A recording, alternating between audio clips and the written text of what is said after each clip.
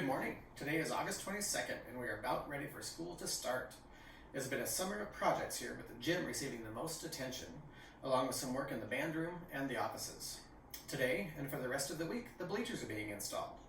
We've already had the new floor, new lighting, and new hoops put in, and we have a few lingering other projects that will likely happen after school begins.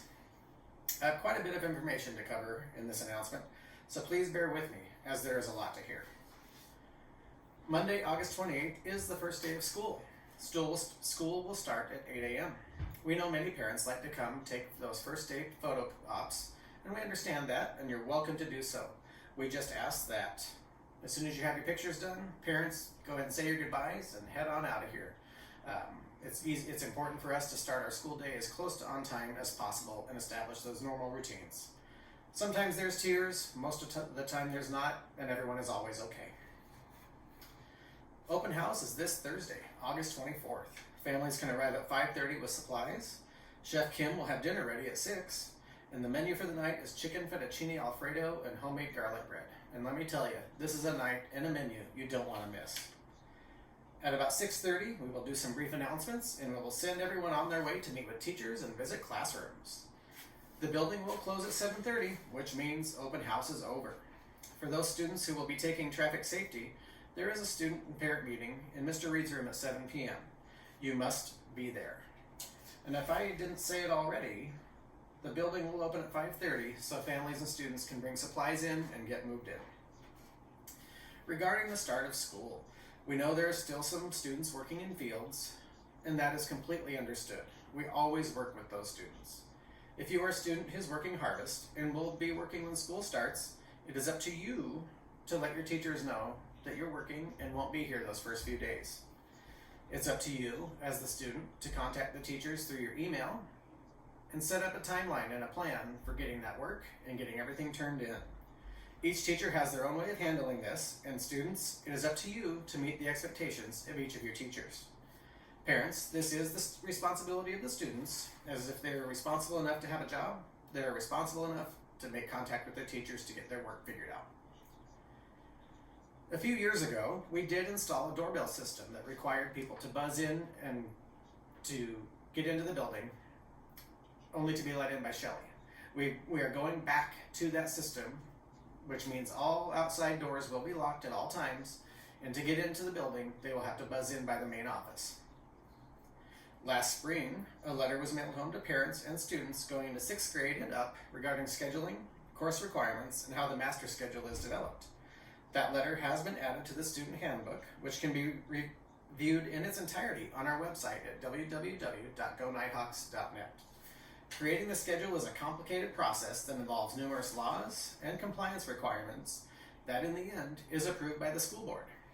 There are no deviations from the requirements for any student in any grade, and I will remind high school students of what I told them last spring when they chose their classes. There will be no schedule changes. As I stated in that letter last spring, every teacher has their own style of teaching, classroom management style, grading system, etc. Students know what those expectations are, and again, when students follow their basic responsibilities, there are not any problems. We as professional educators work hard to develop the relationships with all of our students, and this is one of the great things about being here in Oaksdale, which is such a small school. We know each other. We also know, as professionals, that each individual style of teaching has pros and cons, and those various styles work for some students and don't work for others. The same goes for the classes themselves.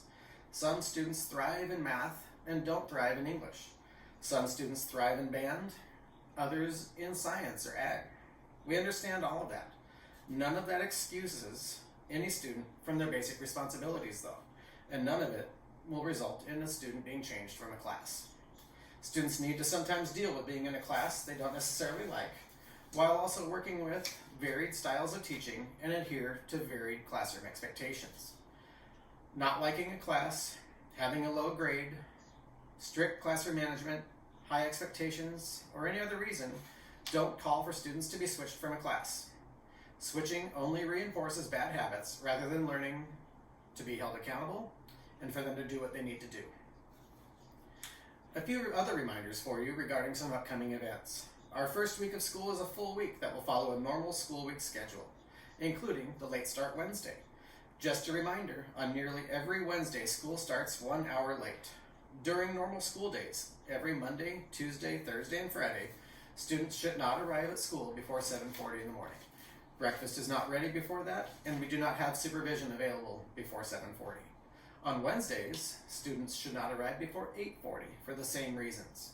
Please do not drop your children off or send them to school earlier than those times. The second week of school is a short week. Monday, September 4th is Labor Day and there is no school. Tuesday, September 5th is a regular school day. Wednesday, September 6th is Fair Move-In Day. So school will start at 8 a.m. and all students will be sent home at noon and the building will close for the rest of the week. There is no school for the rest of the week because most of our students are in the fair.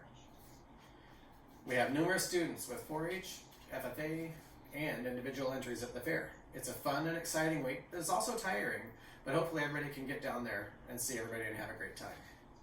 The third week of school, starting September 11th, is homecoming week. We will follow a normal schedule as far as school start and end times, but there will be dress-up days, pep rallies, and other activities with numerous home sporting events both here and in Colfax. Check the calendar on the website for when events are taking place. The dress-up days will be decided before school closes for the fair, and that information will be sent home and posted on the website. So there you have it, some reminders of the major events coming up, along with some of the expectations for students. We look forward to seeing everyone at open house and next Monday when school starts. Have a good one.